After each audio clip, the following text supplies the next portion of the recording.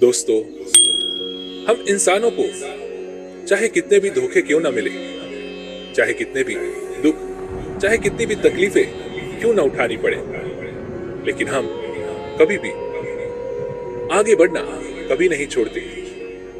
हम हर रोज नए लोगों से मिलते हैं, नए रिश्ते बनाते हैं, ये बात पता होते हुए भी कि पिछली बार हमारे रिश्तों का क्या अंजाम हुआ था, किस तरह से हमें धोखे मिले थे, लेकिन उसके बावजूद भी हम कभी भी घुलना मिलना और रिश्ते बनाना कभी नहीं छोड़ते।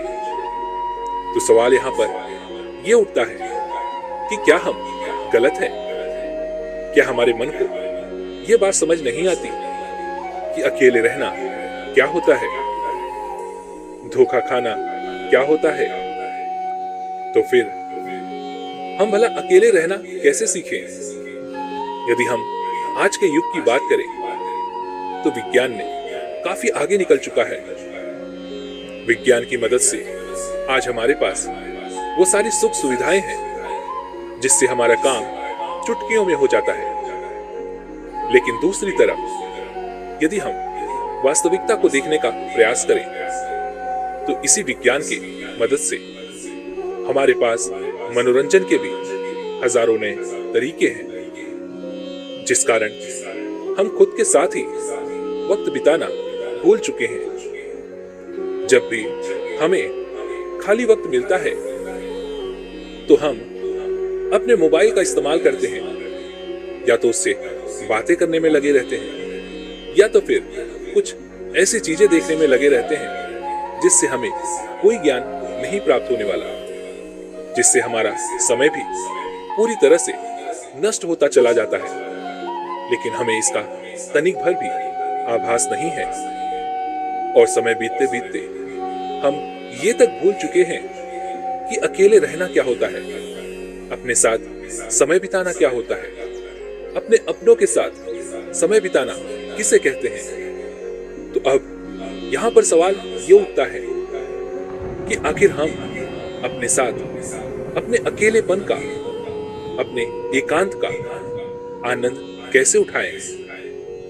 अपने साथ हम अकेले कैसे बने रहें? और यदि हम एकांत रहते हैं तो उसके क्या क्या फायदे होंगे? इन सभी सवालों के जवाब आज की इस कहानी में हम जानने वाले हैं। तो इस कहानी को अंत तक जरूर देखिएगा, तभी आप ये समझ पाएंगे कि अकेले रहना क्या होता है, अकेले रहने के क्या क्या परिणाम होते हैं और इससे हमें क्या लाभ होता है।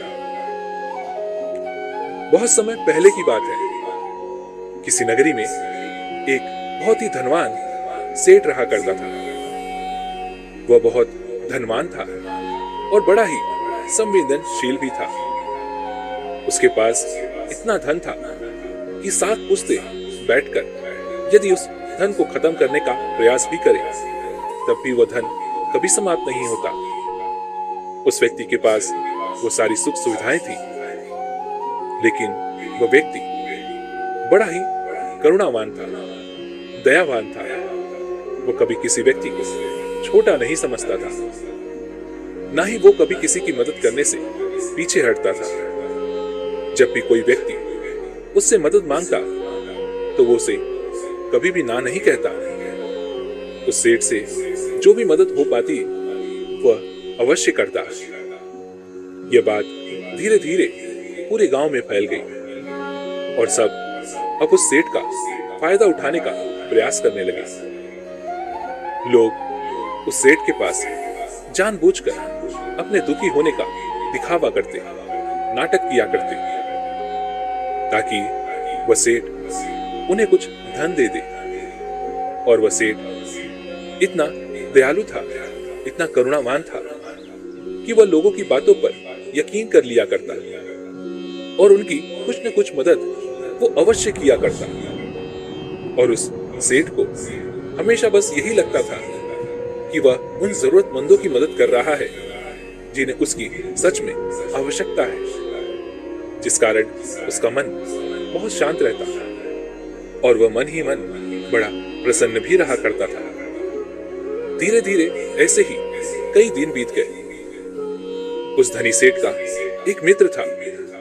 उसे जब यह बात पता चली कि लोग उसके मित्र का फायदा उठा रहे हैं, उससे झूठ बोलकर धन ऐंठ रहे हैं, तो वह अपने मित्र के पास गया और उसने उस धनी सेठ को सारी बातें, वो सारी असलियत बता दी कि कैसे लोग उसका फायदा उठा रहे हैं, कैसे लोग उसका मजाक बना रहे हैं। जब उस धनी सेठ ने अपने मित्र के मुख से ये सारी बातें सुनी तो उसे यकीन नहीं हुआ। उसने सोचा कि क्यों ना मैं ही इसकी जांच पड़ताल करूं।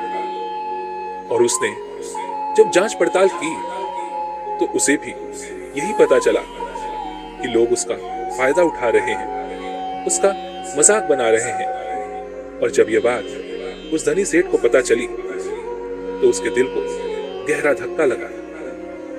उसे बहुत ठेस पहुंची। लेकिन इतने समय में अब उस धनी सेठ के कई मित्र बन चुके थे। उनमें से कई मित्र सच्चे थे तो कई झूठे। लेकिन उनमें से कौन से मित्र सही थे और कौन गलत, यह उस धनी सेठ के लिए जान पाना बहुत मुश्किल सा हो गया था, क्योंकि वह अक्सर ही भीड़ भाड़ में घिरा रहता था। चारों तरफ उसके सच्चे और झूठे मित्र उसे घेरे रहते थे। लेकिन जब उसे इस धोखाधड़ी का पता चला तो उसने यह तय किया कि अब से वह अकेला रहेगा, एकांत रहेगा। ना ही वह किसी से ज्यादा मित्रता रखेगा और ना ही किसी को अपना ज्यादा समय देगा। धीरे धीरे जो भी लोग अब उसके पास मदद मांगने आया करते, उन्हें हवेली के बाहर से ही लौटा दिया जाता, ये कहकर कि अब वो सेठ आपसे नहीं मिलना चाहते। धीरे धीरे ऐसे ही समय बीतता गया और जो भी उस हवेली पर उस धनी सेठ के पास मदद मांगने जाता, उसे खाली हाथ ही लौटना पड़ता। समय बीतने के साथ साथ अब उस धनी सेठ को भी अपने मित्रों की याद सताने लगी, जिनके साथ वो बैठकर मौज मस्ती किया करता, गप्पे मारा करता। अब उसे वह मित्र याद आने लगे थे, उसकी याद उन्हें सताने लगी थी। लेकिन तभी अचानक उसे यह भी याद आया कि किस तरह से उसके मित्रों ने उसका फायदा उठाया, किस तरह से उसे बेवकूफ बनाया और तो और झूठा दिखावा करके कितना सारा धन उससे ऐंठा गया। यह सोचकर वह अपने किसी भी दोस्त से मिलना नहीं चाहता था, ना ही किसी की संगत में वह रहना चाहता था। वह तो बस अब अकेला रहना चाहता था, जिस कारण उसने अब सत्संग जाना शुरू कर दिया था, ताकि उसका मन लग सके, ताकि वह अच्छा महसूस कर सके। उस सत्संग में उसे कई सारी ज्ञान की बातें भी सीखने को मिलती, कई सारे ऐसे उपदेश जिससे उसका पूरा जीवन बदल जाए और दूसरों के विचार भी उसे सुनने को मिल जाते। उस सेठ को वहां पर जाकर बहुत अच्छा लगने लगा। वह एक बार फिर से वही खुशी और आनंद महसूस कर रहा था, जिस कारण वह रोज उस सत्संग में जाने लगा और ज्ञान के वह उपदेश वह सुनने लगा, उन्हें अपने जीवन में उतारने लगा। यूं तो कहने को वह बहुत ही धनी था, लेकिन उसके बावजूद उसके मन में कोई भी आनंद की झलक नहीं थी। सत्संग में जब भी ज्ञान की बातें होती तो वो उसे बड़े ही ध्यान से सुनता। इतना ज्ञान होने के बावजूद भी अंतर्मन से वह एकदम अलग था। वह अपने अंतर्ज्ञान से एकदम अलग थलग था, जिस कारण उसके पूरे जीवन में आनंद की एक झलक तक नहीं थी। वह जिस सत्संग में जाया करता, वहां पर अक्सर ही ध्यान पर चर्चा की जाती, लेकिन वह धनी सेठ अभी तक ध्यान के बारे में कुछ नहीं जानता था। यहां तक कि उसे यह तक नहीं पता था कि आखिर यह है क्या। जिस प्रकार यदि आपके हाथों में मैं कोई फल रख दूं, जब तक आप उस फल को खाएंगे नहीं, उसे चखेंगे नहीं, तब तक आपको यह नहीं पता चलेगा कि आखिर इस फल का स्वाद कैसा है, यह खाने में कैसा लगता है। ठीक उसी प्रकार उस धनी सेठ पर भी यही बात लागू होती थी। वैसे तो वह काफी धनी थे और उन्होंने अपने जीवन में बहुत कुछ हासिल भी किया था, वह काफी ज्ञानी भी थे, लेकिन उन्होंने अभी ध्यान का रस नहीं चखा था। एकांत रहना किसे कहते हैं, अकेलापन क्या होता है, इन सब के बारे में उन्हें कुछ भी नहीं पता था। एक दिन वह धनी सेठ उस सत्संग में गया हुआ था। तभी वहां पर एक बौद्ध भिक्षु आए। वह बौद्ध भिक्षु बड़े ही ज्ञानी थे। उनकी ख्याति चारों ओर फैली हुई थी। उनके ज्ञान के बारे में प्रदेशों में चर्चाएं हुआ करती थी। और आज उस धनी सेठ को भी एक मौका मिल गया था कि वह अपने आप को और भी ज्यादा ज्ञानी बता सके। उसे लगने लगा कि यदि वह उन बौद्ध भिक्षु को आज तर्क वितर्क में हरा देगा तो उसकी ख्याति दूर दूर तक फैल जाएगी। चारों ओर समाज में उसका नाम बढ़ जाएगा, उसकी इज्जत बढ़ जाएगी और लोग उसे अत्यधिक ज्ञानी समझने लगेंगे। यह सब सोचकर वह धनी सेठ अत्यधिक प्रसन्न हो रहा था कि तभी वो बौद्ध भिक्षु बड़े ही शांत भाव से उसके पास से गुजरते हुए वे अपने आसन पर जाकर बैठ गए। सत्संग में तर्क वितर्क शुरू हुआ, लेकिन उस सेठ ने पहले से ही सोच रखा था कि वह किसी के भी उत्तरों को सही साबित नहीं होने देगा, जिस कारण वह सभी के उत्तरों को काटकर अपना उत्तर सबसे ऊपर रखता। और वह मन ही मन यह भी सोच रहा था कि जैसे ही यह बौद्ध भिक्षु तर्क वितर्क में हिस्सा लेंगे, मैं इन्हें ऐसा घुमाऊंगा कि यह कुछ भी नहीं कर सकेंगे। लेकिन दूसरी तरफ वह बौद्ध भिक्षु बड़े ही शांतिपूर्वक यह सब देख रहे थे, सुन रहे थे और मुस्कुरा रहे थे। धीरे धीरे सत्संग खत्म हुआ, तर्क वितर्क भी खत्म हो गया। अब उस सेठ से रहा नहीं गया। वह यह सोचने लगा कि आखिर इतने सवाल जवाब के बाद भी इन बौद्ध भिक्षु ने क्यों कुछ नहीं कहा। वह सेठ उन बौद्ध भिक्षु के पास गया और उनसे कहने लगा, हे गुरुवर, मैंने आपकी बहुत चर्चा सुनी है, मैंने आपके बारे में बहुत बातें सुनी हैं, लेकिन आपने यहाँ पर कुछ भी नहीं कहा। आप तो एकदम चुपचाप केवल बैठकर ये सब देखते चले गए। क्या आपको मेरी बातें समझ नहीं आ रही थी, या आपको यह लग रहा था कि आप मेरे सवाल जवाबों से हार जाएंगे? वो बौद्ध भिक्षु उस सेठ की बात पर मुस्कुराने लगे और उस सेठ से कहते हैं, भंते, तुम्हारे तर्क वितर्क से मुझे कोई भी बात नहीं। मैं तो बस अपने अकेलेपन का, अपने एकांत का आनंद ले रहा था, अपने ध्यान के रस में डूबा हुआ था। ऐसी बात नहीं कि मैं तुम लोगों की बातें नहीं सुन रहा था, मैं उसे पूरी तरह से जागरूक होकर सुन रहा था, लेकिन मेरे मन को कोई भी प्रतिरोध नहीं था। यह सुनकर वह धनी सेठ उन बौद्ध भिक्षु से कहता है, आप क्या कहना चाहते हैं? तभी वो बौद्ध भिक्षु उस धनी सेठ से एक बार फिर मुस्कुराते हुए कहते हैं, बेटा, मैं जानता हूं कि हर कोई ज्ञानी बनना चाहता है। वह अपने आप को सर्वश्रेष्ठ ज्ञानी मानता है, जिस कारण वह हर जगह से ज्ञान इकट्ठा करता है ताकि उसे ज्ञान के मामले में कोई भी पीछे ना कर सके। लेकिन यदि कोई ज्ञानी व्यक्ति इस भूल में पड़ जाए कि वह सर्वश्रेष्ठ ज्ञानी है और उसे कोई नहीं हरा सकता, तो यह उसकी सबसे बड़ी भूल है, क्योंकि सबसे बड़ा ज्ञान तो यही है कि अपने ज्ञान का प्रदर्शन नहीं करना चाहिए, अपने ज्ञान को गिरा देना चाहिए, अपने आप को यह याद दिलाना चाहिए कि मैं अज्ञानी हूं। ऐसा करने से आपके भीतर का अहंकार, आपके भीतर का वह घमंड पूरी तरह से टूट जाता है, डूब जाता है, और तब आपका अनुभव आपके सामने आ जाता है। और वास्तविकता तो अनुभव में ही है, लेकिन लोग तो यहाँ पर ज्ञान की किताबें पढ़कर अपने आप को ज्ञानी समझ बैठते हैं। वे सोचते हैं कि जो ज्ञान उन्होंने अर्जित किया है वह तो किताबों का ही है। वह किताबी ज्ञान को ही असल सत्य मान बैठते हैं।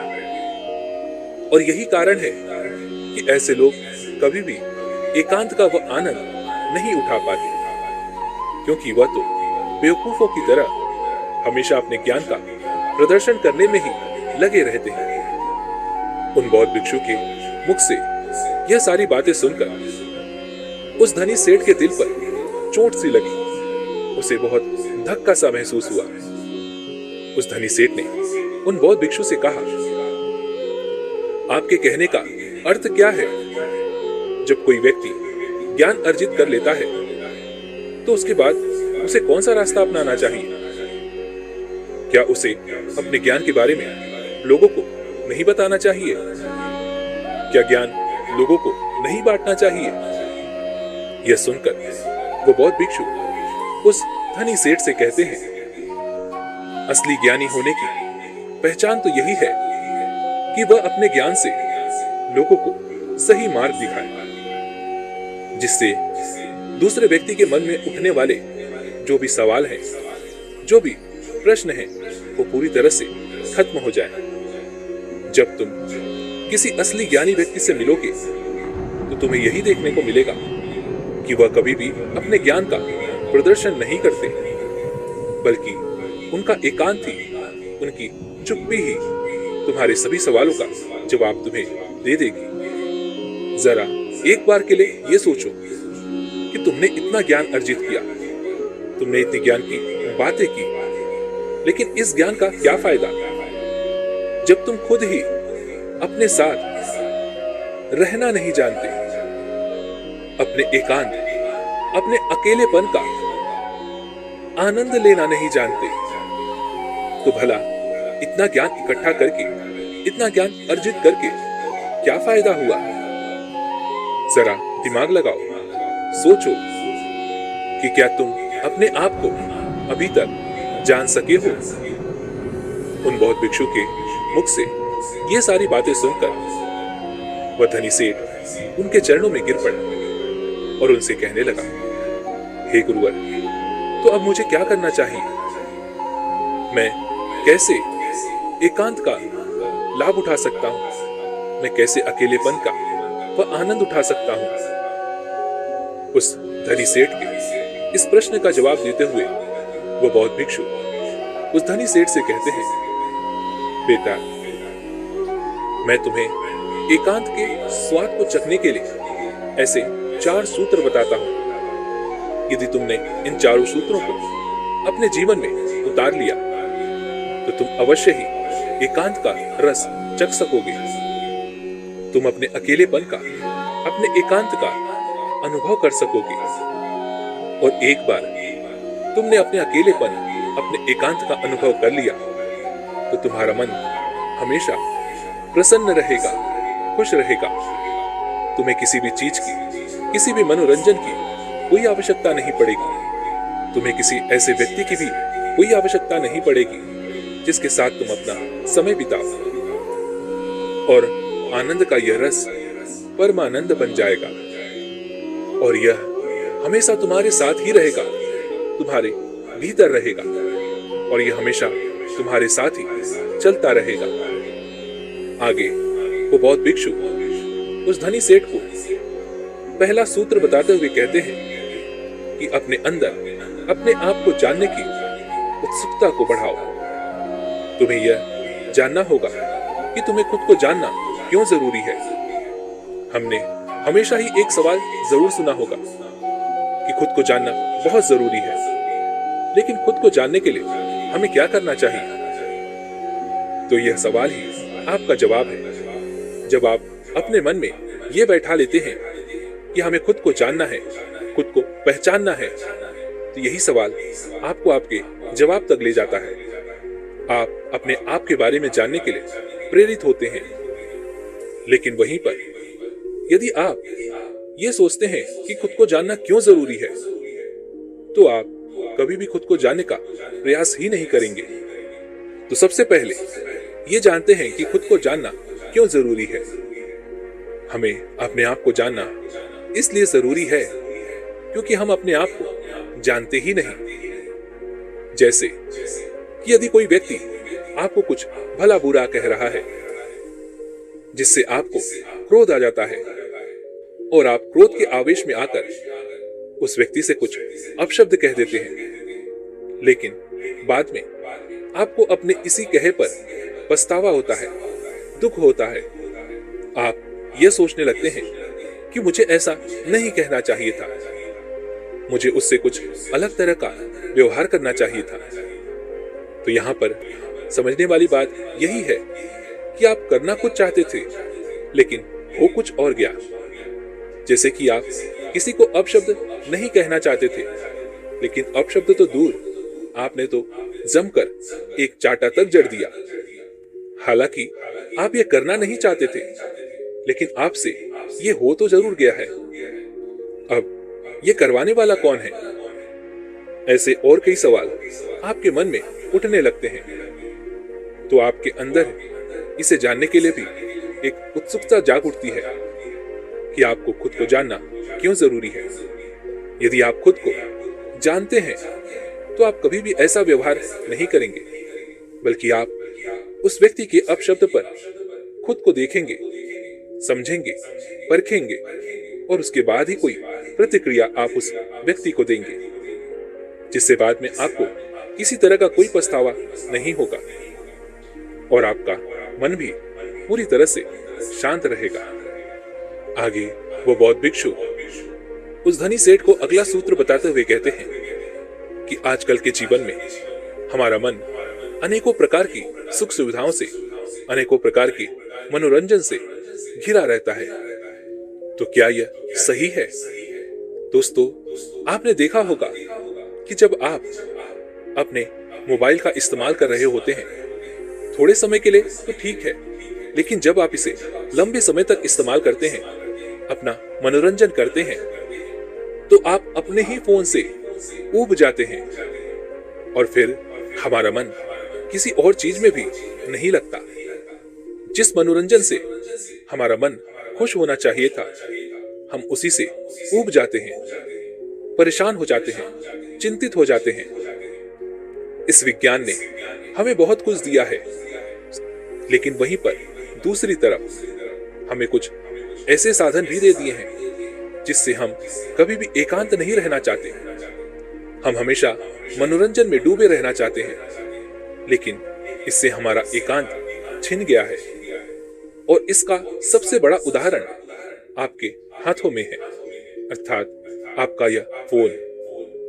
आपने देखा होगा कि यदि आप कहीं जा रहे हो और आपका मोबाइल यदि घर पर भी छूट गया हो, तो आप तुरंत दौड़े दौड़े उसे लेने के लिए वापस घर लौट आते हैं, क्योंकि आप इसके बिना रह नहीं सकते, क्योंकि आप इसके बिना अपने आप को अधूरा मानते हैं। यदि आप इस चीज को और अच्छे से समझना चाहते हैं, तो मैं आपको एक प्रयोग बताता हूं। एक दिन के लिए आप अपना फोन बंद करके किसी ऐसी तिजोरी में रख दें जहां पर आप इसे चाहकर भी छू ना पाए। इसी तरह से आपको पूरा अपना एक दिन बिताना है। यकीन मानिए कि आपको यह एक दिन बिताना बहुत महंगा पड़ेगा, बहुत भारी लगेगा, क्योंकि जिस मोबाइल के जरिए आप अपना पूरा समय, पूरा दिन काट लेते हैं, जब वही आपके हाथों में नहीं होगा, तब आपको अपना एक एक मिनट काटना बहुत मुश्किल लगेगा। लेकिन वास्तविकता तो यही है कि हमने अपने एकांत की बागडोर इन्हीं आविष्कारों के हाथों में दे दी है, जिस कारण हम कभी भी एकांत नहीं ढूंढ पाते, अपने लिए एकांत का वह रस नहीं चख पाते। आगे वो बौद्ध भिक्षु उस धनी सेठ को तीसरा सूत्र बताते हुए कहते हैं कि अपने आप को खाली रखो, क्योंकि आजकल लोग भाग दौड़ में इतना व्यस्त रहते हैं कि उनके पास अपने लिए तनिक भर का भी समय नहीं है। और जो थोड़ा मोड़ा समय हमें अपने लिए मिलता है वो भी हम मनोरंजन में लगा देते हैं, जिस कारण हमें अपने आप को जानना बहुत मुश्किल सा लगने लगता है। जब भी कोई थोड़ी सी भी विपत्ति हमारे ऊपर आती है तो हम चिंतित हो जाते हैं, परेशान हो जाते हैं, क्योंकि हमें अपने बारे में कुछ पता ही नहीं। लेकिन जब आप एकांत रहना सीखते हैं, अपने साथ अपना समय व्यतीत करना शुरू करते हैं, तभी आपको अपने अंदर की वो शक्तियां, वो ताकत, वो काबिलियत समझ में आने लगती है और आप हर तकलीफ का सामना करने के लिए भी आप पूरी तरह से तैयार होते हैं। इसलिए खाली रहने की आदत डालिए, यह आपके लिए, आपके भविष्य के लिए बहुत जरूरी है। आगे वो बौद्ध भिक्षु उस धनी सेठ को चौथा सूत्र बताते हुए कहते हैं कि इस संसार में रहकर अपने एकांत में स्थिर रहना सीखना होगा। ये संसार, ये समाज जिसके साथ हम या तो बहुत अधिक लगाव रखते हैं या तो बहुत अधिक घृणा करते हैं, जिस कारण हमारे मन का एकांत पूरी तरह से उथल पुथल हो जाता है। हम ना तो अपने ऊपर काबू रख पाते हैं और ना ही हम ये समझ पाते हैं कि ये परिस्थितियां आखिर क्यों उत्पन्न हो रही हैं, क्योंकि हमें अपने बारे में ही जानकारी नहीं होती। और यदि आप अपने बारे में जान लेते हैं, अर्थात एकांत में रहते हैं, तो आप ये भी समझ पाते हैं कि ना तो आपका कोई मित्र है और ना ही आपका कोई शत्रु। आप इस संसार में हर एक प्राणी को एक समान ही देखते हैं। जब आप ध्यान करते हैं, एकांत में रहते हैं, तब आप इतने काबिल तो हो जाते हैं कि आप इस संसार में रहकर भी इस संसार से अलग रह सकते हैं, अपने जीवन का निर्वाह भी कर सकते हैं, अपनी जिम्मेदारियां भी निभा सकते हैं। लेकिन आपके मन में एकांत स्थिर भाव में यूं ही बना रहेगा। लेकिन यहां तक आपको पहुंचने के लिए पहले आपको खुद के बारे में जानना जरूरी है। अपने मनोरंजनों से दूर अपने चित्त को आपको दूसरी दिशा में ले जाना होगा। खुद के साथ वक्त बिताना होगा, खुद को जानना होगा, पहचानना होगा, जहां पर आपके मन का मनोरंजन ध्यान के द्वारा होगा। और ऐसा करने से आपको कभी भी कोई भी तकलीफ नहीं पहुंचा पाएगा, ना ही आपको कभी कोई धोखा दे पाएगा, क्योंकि आपने तो ध्यान से यह जान लिया होगा कि ना तो आपका कोई मित्र है, ना ही कोई आपका शत्रु, ना ही आपके कोई बहुत करीब है और ना ही कोई आपसे बहुत दूर। ये सारी बातें सुनकर वह सेठ उन बौद्ध भिक्षु के चरणों में गिर पड़ा और उन्हें प्रणाम करके वो वापस अपने घर की ओर लौट गया। दोस्तों, उम्मीद है कि आपने भी आज की इस वीडियो से जरूर कुछ न कुछ सीखा होगा। तो आज की इस वीडियो को लाइक और अपने दोस्तों के साथ शेयर करना ना भूलें और हमें ऐसे ही सपोर्ट करने के लिए चैनल को सब्सक्राइब और घंटी बटन को भी जरूर दबा दें। चलिए मिलते हैं ऐसी एक और वीडियो में, तब तक के लिए अपना ख्याल रखें। धन्यवाद।